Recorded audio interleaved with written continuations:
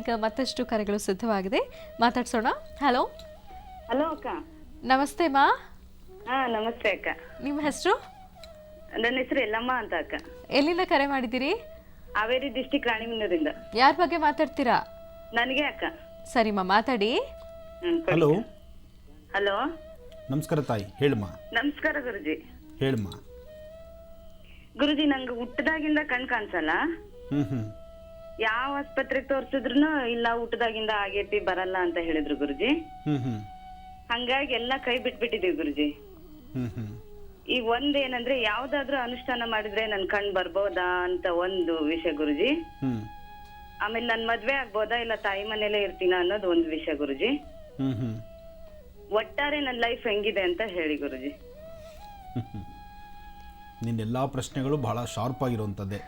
ಹಾ ಗುರುಜಿ, ಒಂದು ವರ್ಷದಿಂದ ಕಾಯ್ತಾ ಇದ್ದೀನಿ ಗುರುಜಿ. ಲೈನೇ ಸಿಕ್ಕಿದ್ದಿಲ್ಲ. ನಿನ್ನ ಮೊದಲನೇ ಪ್ರಶ್ನೆಗೆ ಉತ್ತರ, ಹಾ ಸರ್ ಗುರುಜಿ. ಅನುಷ್ಠಾನಗಳಿಂದ, ಪೂಜಾ ಪದ್ಧತಿಗಳಿಂದ ಅಥವಾ ಯಾವ್ದಾದ್ರು ಒಂದು ಪ್ರಯೋಗಗಳಿಂದ ನಿನ್ನ ಕಣ್ಣನ್ನು ಬರಮಾಡ್ಕೊಳ್ಬಹುದಾ ಅನ್ನೋ ಒಂದು ಪ್ರಶ್ನೆಗೆ ಉತ್ತರ ಏನು ಹೇಳೋದಾದ್ರೆ, ಹೌದು ಗುರುಜಿ. ಜನ್ಮತಃ ಬಂದಂತಹದ್ದು, ನಿಮ್ಮ ಜನ್ಮತಃ ಇರತಕ್ಕಂಥ ತಾಯಿ ಗರ್ಭದಿಂದಲೇ ಬಂದಂತಹ ಸಮಸ್ಯೆಗೆ ಇಲ್ಲಿ ಪರಿಹಾರ ಅಂತಕ್ಕಂಥದ್ದು ಇಲ್ಲ. ಯಾಕೆ ಅಂದ್ರೆ ನೋಡಮ್ಮ, ಇದು ಕಲಿಯುಗ. ಈ ಕಲಿಯುಗದಲ್ಲಿ ಸಮಸ್ಯೆಗಳೆಂಬತಕ್ಕಂಥದ್ದು ಸಾಕಷ್ಟು ಇದೆ. ಹಾಗೆ ಸಮಸ್ಯೆಗೆ ಒಂದು ಪರಿಹಾರ ಇದೆ. ಹೇಗೆ? ನಾವು ಹುಟ್ಟಿದ ಮೇಲೆ ಸಮಸ್ಯೆ ಬಂದಾಗ ಆ ಸಮಸ್ಯೆಗೆ ಒಂದು ಪರಿಹಾರ ಇದೆ. ನಾವು ಹುಟ್ಟಕ್ಕೆ ಮೊದಲಿರುವಂಥ ಸಮಸ್ಯೆಗೆ ಇಲ್ಲಿ ಪರಿಹಾರ ಅನ್ನೋದು ಸಿಗೋದಿಲ್ಲ. ಇದು ಒಂದು ಭಾಗ. ಅಂದ್ರೆ ನಿನ್ನ ತಾಯಿ ಗರ್ಭದಿಂದಲೇ ನಿನ್ನ ಈ ಸಮಸ್ಯೆ ಇದೆ. ನರನಾಡಿಗಳಲ್ಲಿ ಶಕ್ತಿ ಇಲ್ಲದ್ರಿಂದ, ಅಲ್ಲಿ ನಿನಗೆ ನರಗಳಲ್ಲಿ ಆ ಶಕ್ತಿ ಇಲ್ಲದ್ರಿಂದ ನಿನಗೆ ನೇತ್ರ ಒಂದು ದರ್ಶನ ಅಂತಕ್ಕಂಥದ್ದು, ನೀವು ಕಣ್ಣು ದೃಷ್ಟಿ ಅಂತಕ್ಕಂಥದ್ದು ಕಳ್ಕೊಂಡ್ಬಿಟ್ಟಿದ್ಯಾ. ಇದಕ್ಕೆ ಸಮಸ್ಯೆ ಪರಿಹಾರ ಇಲ್ದಿದ್ರು, ನೀನು ಎರಡನೇದು ಇನ್ನೊಂದು ಹೇಳಿದಲ್ಲ, ಮದುವೆ ಬಗ್ಗೆ, ಖಂಡಿತವಾಗ್ಲೂ ಹೇಳ್ತೀನಿ, ನೀನು ಒಳ್ಳೆ ಮನೆ ಸೇರ್ತೀಯ ಗುರುಜಿ. ಕಣ್ ಕಾಣದೇ ಇದ್ರೆ ಮದ್ವೆ ಆಗೋದೇ ಬೇಡ ಅನ್ಕೊಂಡಿದ್ದೆ. ನೋಡಮ್ಮ, ನೀನು ಕಣ್ ಕಾಣಲ್ಲ ಅಂತ ಹೇಳ್ಬಿಟ್ಟು ನೀನು ಮದುವೆ ಆಗಲ್ಲ ಅಂತ ಹೇಳ್ಕೊಳ್ಳೋದು ಅದು ನಿನ್ನ ವೈಯಕ್ತಿಕ ಇರಬಹುದು. ಆದ್ರೆ ನಿನ್ನ ಸ್ವರತರಂಗ ಪ್ರಕಾರ ನಿನಗೂ ಒಂದು ಒಳ್ಳೆ ಬದುಕಿದೆ, ನೀನು ಬದುಕ್ತೀಯಾ, ನೀನು ಇನ್ನೊಬ್ಬರ ಮನೆ ದೀಪವಾಗಿರ್ತೀಯ. ನೀನು ಕಣ್ಣು ಕಾಣದಿದ್ರು ಸಹಿತ ಇನ್ನೊಬ್ಬರ ಮನೆ ದೀಪ ಬೆಳಗಿಸೋ ಶಕ್ತಿ ನಿನಗಿದೆ. ನಿನ್ನಲ್ಲಿ ಅತೀತವಾದಂತಹ ಜ್ಞಾನ ಇದೆ. ಬೇರೆ ಸಾಮಾನ್ಯ ಹೆಣ್ಣುಮಕ್ಕಳಿಗಿನ್ನ ಹೆಚ್ಚಿನ ಜ್ಞಾನ ನಿನಗಿದೆ. ನಿನ್ನ ಕಣ್ಣು ಕಾಣಲ್ಲ ಅನ್ನೋದು ಒಂದು ಬಿಟ್ಟರೆ ನೀನು ಯಾವುದರಲ್ಲೂ ನಿನ್ನಲ್ಲಿ ಕೊರತೆ ಇಲ್ಲ. ಅದರಿಂದ ತಾಯಿ ಆಶೀರ್ವಾದ ಇದೆ ನಿನಗೆ. ಸದ್ಯದಲ್ಲೇ ಯಾವುದಾದ್ರು ಒಂದು ನೋಡಮ್ಮ, ನಮ್ಮ ರಾಜ್ಯದಲ್ಲಿ, ದೇಶದಲ್ಲಿ ಎಲ್ಲರೂ ಕೆಟ್ಟವರಾಗಿರಲ್ಲ, ಅಥವಾ ಯಾರ ಮನಸ್ಸು ಹೀಗೆ ಇರುತ್ತೆ ಅಂತ ಹೇಳಿಕ್ ಬರೋದಿಲ್ಲ. ಹಾಗೆ ಭಗವಂತ ನಿನಗೂ ಒಂದು ಗಂಡನೆಲ್ಲೋ ಸೃಷ್ಟಿಸಿರ್ತಾನೆ. ಆ ಗಂಡು ನಿನ್ನ ಕೈ ಹಿಡಿದೇ ಹಿಡಿತಾನೆ. ನಿನ್ನ ಜೀವನ ಅನುಕೂಲ ಆಗುತ್ತೆ. ನಿನ್ನ ಜೀವನಕ್ಕೂ ಒಂದು ಬೆಳಕಿದೆ, ಆಲೋಚನೆ ಮಾಡಬೇಡ. ಮತ್ತೆ ಇನ್ನು ಮೂರನೇ ಪ್ರಶ್ನೆ, ನನ್ನ ಜೀವನದಲ್ಲಿ ನಾನು ಯಶಸ್ಸು ನೋಡ್ತೀನಾ, ನನಗೊಂದು ಒಳ್ಳೆ ಅಭಿವೃದ್ಧಿ ಇದೆಯಾ, ನನ್ನ ಕೆಲಸದಲ್ಲಿ ಚೆನ್ನಾಗಿರ್ತೀನ ಅನ್ನೋದೊಂದು ಆಸೆ ಇಟ್ಕೊಂಡಿದ್ಯಾ. ಖಂಡಿತವಾಗ್ಲೂ ಎಲ್ಲರಿಗಿನ್ನ ಒಂದು ಪಟ್ಟು ನೀನು ಚೆನ್ನಾಗಿರ್ತೀಯ ಅಂತ ನಾನು ಹೇಳ್ತೀನಿ. ನೀನು ಚೆನ್ನಾಗಿರ್ಬೇಕು ಸಹಿತ. ನೀನು ಚೆನ್ನಾಗಿರ್ಲಿ ಅಂತಾನೆ ನಾನು ಆಶೀರ್ವದಿಸ್ತೀನಿ. ಗುರುಜಿ, ಈಗ ಪಂಚಾಂಗ ಶ್ರವಣ ಮಾಡೋದಾ? ಖಂಡಿತಮ್ಮ. ಭಗವತಿ ಶ್ರೀರಾಜರಾಜೇಶ್ವರಿ ನಮಃ. ಕಲ್ಯಾಣಾದ್ಭುತಗಾತ್ರಾತ್ ಕಾಮಿಧಾರ್ಥಪ್ರದಾಯಿನೀಂ ಶ್ರೀಮದ್ ವೆಂಕಟನಾಥಾಯಾಂ ಶ್ರೀನಿವಾಸಾಯ ಮಂಗಳಂ. ನಿರಂಜನಾಯ ವಿದ್ಮಹೇ ನಿರಾಭಾಸಾಯ ಧೀಮಹಿ ತನ್ನ ಶ್ರೀನಿವಾಸ ಪ್ರಚೋದಯಾತ್. ಸಹಸ್ರಶಿವೃಷಾ ವೃಷಃ ಸಹಸ್ರಾಕ್ಷ ಸಹಸ್ರಪಾದ್ ಸಭೌಮಿಂ ವಿಶ್ವದೋ ಋತ್ವಾ ತಿಷ್ಠದಶಾಂಗುಲಂ. ಪುರುಷ ಏವೇದಕಂ ಸರ್ವಂ ಯದ್ಭೂತಂ ಯದ್ಭವ್ಯಂ ಉತಾಮೃತಸ್ತ್ವಸ್ಯೇಷಾನಃ ಯದನ್ಹೇನಾತಿರೋಹತಿ. ಏತಾವಾನಸ್ಯ ಮಹಿಮಾ ದೋಧ್ಯಾಯಾಗುಶ್ಚಪೂರುಷಃ. ಪಾದೋऽಸ್ಯ ವಿಶ್ವಾಭೂತಾನಿ ತ್ರಿಪಾದಸ್ಯ ಅರುಚಂಧಿವಿ. ಓಂ ಬ್ರಾಹ್ಮಣೋऽಸ್ಯ ಮಕಮಾಸಿ ಬಾಹುರಾಜನ್ವಕ್ರದಃ. ಶ್ರೀ ಧರ್ಮುಖಿ ನಾಮ ಸಂವತ್ಸರೆ ದಕ್ಷಿಣಾಯನೆ ಹೇಮಂತ ಋತು ಮಾರ್ಗಶಿರ ಮಾಸ ಶುಕ್ಲಪಕ್ಷ 7/12/2016 ಬುಧವಾರ, ಅಷ್ಟಮಿ ಶತಭಿಷ ನಕ್ಷತ್ರ. ಅಷ್ಟಮಿ ಶತಭಿಷ ನಕ್ಷತ್ರ ಇವತ್ತು ಬುಧವಾರ. ಬಹಳ ವಿಶೇಷವಾಗಿರತಕ್ಕಂಥದ್ದು 7/12/2016. ಶತಭಿಷ ನಕ್ಷತ್ರದಲ್ಲಿ ನಕ್ಷತ್ರ ರಾಶಿ ಬಂದು ಕುಂಭರಾಶಿ. ಶತಭಿಷ ನಕ್ಷತ್ರದಲ್ಲಿ ಯಾರು ಜನಿಸಿದ್ರು ಇವತ್ತು ಮಹಾವಿಷ್ಣುವನ್ನ ಪ್ರಾರ್ಥನೆ ಮಾಡ್ತಾ ವಿಷ್ಣು ಆಲಯಕ್ಕೆ ಹೋಗಿ ಬರ್ತಕ್ಕಂಥದ್ದು ಬಹಳಷ್ಟು ಉತ್ತಮ. ಶತಭಿಷ, ಕುಂಭ, ಮಕರ. ಮಕರ ಕುಂಭಕ್ಕೆ ರಾಶ್ಯಾಧಿಪತಿ ಶನೈಶ್ಚರ. ಮಕರ ಕುಂಭಕ್ಕೆ ರಾಶ್ಯಾಧಿಪತಿ ಶನೈಶ್ಚರನಾದ್ದರಿಂದ ಶನೈಶ್ಚರನ ಒಂದು ಆಲಯಕ್ಕಾಗಲಿ ಅಥವಾ ಮಹಾವಿಷ್ಣುವಿನ ಸಾನ್ನಿಧ್ಯಕ್ಕಾಗಲಿ, ಮಹಾವಿಷ್ಣುವಿನ ಸಾನ್ನಿಧ್ಯದಲ್ಲಿ ತಿಲ ಅಂದರೆ ಎಳ್ಳಿನ ಎಳ್ಳೆಣ್ಣೆಯಿಂದ ದೀಪ ಹಚ್ಚುವಂತಹದ್ದು. ಎಷ್ಟೋ ಜನಕ್ಕೆ ಒಂದು ಸಂಶಯ ಇದೆ. ಸಾಕಷ್ಟು ಜನ ಮನೆಗಳಲ್ಲಿ ಎಳ್ಳೆಣ್ಣೆ ತರೋದಿಲ್ಲ. ಎಳ್ಳು ಕಂಡ್ರೆ ಭಯ ಬಿದ್ದು ಬಿಡ್ತಾರೆ. ಕೆಲವೊಬ್ಬರು ಮನೆಗಳಲ್ಲಿ ಎಳ್ಳು ನೋಡಿದ್ರೇ ಆಗೋದಿಲ್ಲ. ಪುಳಿಯೋಗರೆ ಎಳ್ಳು ಬಿದ್ದಿದೆ ಅಂದರೆ ಪುಳಿಯೋಗರೆ ತಿನ್ನೋದಿಲ್ಲ. ಈ ಪ್ರಕಾರವಾದಂತಹ ಭಯದ ವಾತಾವರಣ, ಒಂದಷ್ಟು ತಪ್ಪು ಮಾಹಿತಿಗಳು. ಯಾರೋ ಹೇಳಿಬಿಟ್ಟಿರ್ತಾರೆ ಮನೆಗೆ ಎಳ್ಳೆಣ್ಣೆ ತರಬಾರ್ದು, ಅದು ಶನೈಶ್ಚರನಿಗೆ ಸಂಬಂಧಪಟ್ಟದ್ದು, ಎಳ್ಳು ಶನಿಗೆ ಸಂಬಂಧಪಟ್ಟದ್ದು, ಅದರಿಂದ ಅದನ್ನು ಮನೆಗೆ ತರಬಾರ್ದು ಅಂತ. ಎಳ್ಳು ಮನೆಗೆ ತರದಿದ್ದರೆ, ಎಳ್ಳೆಣ್ಣೆ ಮನೆಗೆ ತರದಿದ್ದರೆ ಶನೈಶ್ಚರ ಮನೆ ಬಾಗಿಲಿಗೆ ಬರಲ್ವಾ? ಅಥವಾ ಇವರ ನಕ್ಷತ್ರಗಳಲ್ಲಿ ಶನಿ ಪ್ರವೇಶ ಆಗುವಂತಹ ಕಾಲ ಎದುರಾದಾಗ ಎಳ್ಳೆಣ್ಣೆ ಎಳ್ಳು ಎರಡೂ ಸಹಿತ ತೆಗೆದುಕೊಂಡು ಆಚೆ ಇಟ್ಟು ಮನೆ ಬಾಗಿಲು ಹಾಕಿ ಎಲ್ಲ ಕಡೆ ಒಳಗಡೆ ಗಾಳಿ ಬೆಳಕು ಬರ್ದಿದ್ದಂಗೆ ಎಲ್ಲ ಸೀಲ್ ಮಾಡಿಬಿಟ್ರೆ ಆ ವ್ಯಕ್ತಿಗಳು ಗ್ರಹಗತಿಗಳಿಂದ ದೂರ ಆಗ್ತಾರೆ. ಮೂಢನಂಬಿಕೆ, ಭಯದ ವಾತಾವರಣ, ತಪ್ಪು ಮಾಹಿತಿಗಳು, ತಪ್ಪು ಕಲ್ಪನೆ. ಎಳ್ಳು ಉಗಮವಾಗಿದ್ದು, ಎಳ್ಳು ಉದ್ಭವಿಸಿದ್ದೇ ಮಹಾವಿಷ್ಣುವಿನ ಬೆವರಿನಿಂದ. ಮಹಾವಿಷ್ಣುವಿನ ಬೆವರಿನಿಂದ ಬಂದಂತಹದ್ದಂತೆ ಎಳ್ಳು. ಆ ಎಳ್ಳಿನ ತೈಲದಲ್ಲಿ ಮಹಾಲಕ್ಷ್ಮಿ ಇರ್ತಾಳಂತೆ, ಮಹಾಲಕ್ಷ್ಮಿಗೆ ಬಹಳ ಇಷ್ಟವಾಗಿರ್ತಕ್ಕಂಥದ್ದಂತೆ.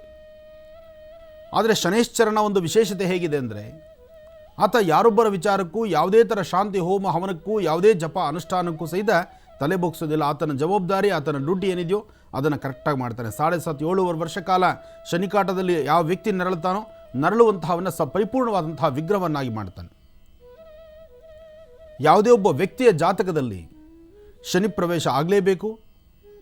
ಶನಿ ಪ್ರವೇಶ ಆದಾಗಲೇ ಆತನಲ್ಲಿ ಒಂದು ಪರಿಪೂರ್ಣತೆ ಬರ್ತಕ್ಕಂಥದ್ದು, ಆತ ಸುಂದರವಾದಂತಹ ಒಂದು ವಿಗ್ರಹವಾಗುವಂಥದ್ದು.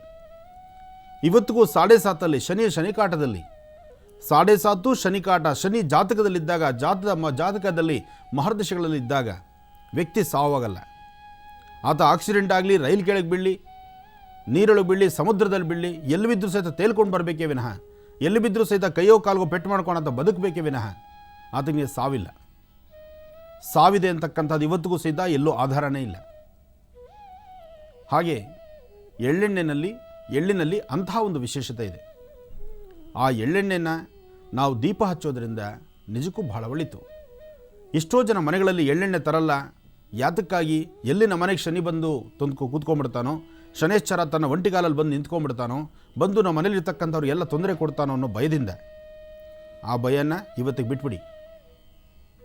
ಎಳ್ಳಿನ ಕಂಡ್ರೆ ಭಯ, ಅದು ನಿಮಗೆ ಭಯ ಬೇಡ. ಹಾಗೆ ಎಳ್ಳೆಣ್ಣೆ ಕಂಡ್ರೆ ಭಯ, ಖಂಡಿತ ಆ ಭಯ ನಿಮಗೆ ಬೇಡ. ಎಳ್ಳೆಣ್ಣೆಯಲ್ಲಿ ದೀಪ ಹಚ್ಚೋದು ಬಹಳ ಶುಭನೇ, ಒಳ್ಳೆಯದೇ. ಕೊಬ್ಬರಿ ಎಣ್ಣೆ, ಎಳ್ಳೆಣ್ಣೆ, ತುಪ್ಪ ಈ ಮೂರನ್ನು ಮಿಶ್ರಣ ಮಾಡಿ ದೀಪ ಹಚ್ಚುವಂಥದ್ದು ಸಂಪತ್ತು ಭರಿತವಾಗಿರ್ಲಿಕ್ಕೆ, ಆ ಸಂಪತ್ತು ವೃದ್ಧಿ ಆಗಲಿಕ್ಕೋಸ್ಕರ. ಇದು ತಪ್ಪಲ್ಲ. ಯಾಕೆಂದರೆ ಸಾಕಷ್ಟು ಜನ ಯಾವ ಎಣ್ಣೆಯಲ್ಲಿ ದೀಪ ಹಚ್ಚಬೇಕು ಅಂತಕ್ಕಂಥ ಸಂದೇಹದಲ್ಲಿ ಇವತ್ತಿಗೂ ಸಹಿತ ಸಾಕಷ್ಟು ಜನ ಇದ್ದಾರೆ. ಒಬ್ಬೊಬ್ಬರು ಒಂದೊಂದು ಕಡೆ ಕೂತಾಗ ಒಂದೊಂದರ ಬಗ್ಗೆ ವಿಶ್ಲೇಷಣೆ ಮಾಡಿ ಇದು ಮುಟ್ಟಬಾರ್ದು, ಇದನ್ನು ಹಚ್ಚಬಾರ್ದು, ಇದು ನೋಡಬಾರ್ದು, ಅಸಲು ಮಾಡಬಾರ್ದು, ನೋಡಬಾರ್ದು, ತರಬಾರ್ದು ಅಂದರೆ ಇದನ್ನು ಯಾವುದು ನಾವು ತಂದಿರತಕ್ಕಂಥದ್ದು, ಯಾವುದನ್ನು ನಾವು ಸೃಷ್ಟಿ ಮಾಡಿರ್ತಕ್ಕಂಥದ್ದು. ಮಾನವನ ಸೃಷ್ಟಿಯಲ್ಲಿ ಏನಾದರೂ ನಿಂತಿದ್ದರೆ ಅದು ಮಾತ್ರನೇ, ಅದಕ್ಕಷ್ಟೇ ಮೈಲಿಗೆ ಇದೆ. ನಾವು ಸೃಷ್ಟಿ ಮಾಡಿರ್ತಕ್ಕಂಥದ್ದಕ್ಕೆ ಅದಕ್ಕೆ ಆಯುಷ್ ಪ್ರಮಾಣ ಕೊನೆ ಇದೆ. ಹಾಗಾಗಿ 500,000ಕ್ಕೆ ಕೊನೆ ಆಯಿತು. ಆದರೆ ದೈವ ಸಂಕಲ್ಪವಾಗಿ ಭಗವಂತನ ಸೃಷ್ಟಿಗೆ ಏನಾದರೂ ಒಂದು ಕೊನೆ ಇದೆಯಾ? ಈ ಒಂದು ಪಂಚಭೂತಗಳಲ್ಲಿರ್ತಕ್ಕಂತಹ ವಿಶೇಷತೆಗಳಲ್ಲಿ ಭಗವತ್ ಸಂಕಲ್ಪದಲ್ಲಿ ಭಗವಂತನ ಸೃಷ್ಟಿಯಲ್ಲಿ ಬಂದಂತಹದ್ದು, ಅದಕ್ಕೆ ಕೊನೆಯೇ ಇಲ್ಲ. ಕೊನೆ ಅಂತಕ್ಕಂಥದ್ದು ಯಾವುದಕ್ಕಿದೆ, ಯಾವುದಕ್ಕಿಲ್ಲ ಅಂತಕ್ಕಂಥದ್ದನ್ನು ಅರಿತುಕೊಂಡು ಈ ಸಮಾಜದಲ್ಲಿ ನಾವಿರಬೇಕಾದಂಥ ರೀತಿ ನೀತಿ, ಕೆಲವು ಅಕಲ್ಪನೆಗಳು, ಸರಿಯಾದಂಥ ಮಾಹಿತಿ ಇಲ್ಲದಿರತಕ್ಕಂಥದ್ದು, ಅಥವಾ ಅರ್ಧ ತಿಳಿದು ಅದನ್ನು ಪ್ರಪಂಚಕ್ಕೆ ವಿಷಯ ಮುಟ್ಟಿಸಿ ಎಲ್ಲರಿಗೂ ಒಂದು ಗೊಂದಲವನ್ನು ಸೃಷ್ಟಿಸ್ತಕ್ಕಂಥದ್ದು ಸಮಂಜಸವಲ್ಲ. ವಿಷಯಗಳು ಸಾಕಷ್ಟು ಇದೆ, ಕೂತ್ಕೊಳ್ಳಿ. ವೀಕ್ಷಕರೇ, ಕಾರ್ಯಕ್ರಮವನ್ನು ಮುಂದುವರಿಸೋಕ್ಕೂ ಮುನ್ನ ಮತ್ತೊಮ್ಮೆ ತಿಳಿಸ್ಕೊಡ್ತಾ ಇದ್ದೀನಿ, ಇದೇ ಬರುವ ಶನಿವಾರ ಗುರುಜಿಯವರು ಒಂದು ವಿಶೇಷ ಕಾರ್ಯಕ್ರಮವನ್ನು ನೆರವೇರಿಸಿಕೊಡ್ಲಿಕ್ಕೆ ಆಗಮಿಸ್ತಾ ಇದ್ದಾರೆ.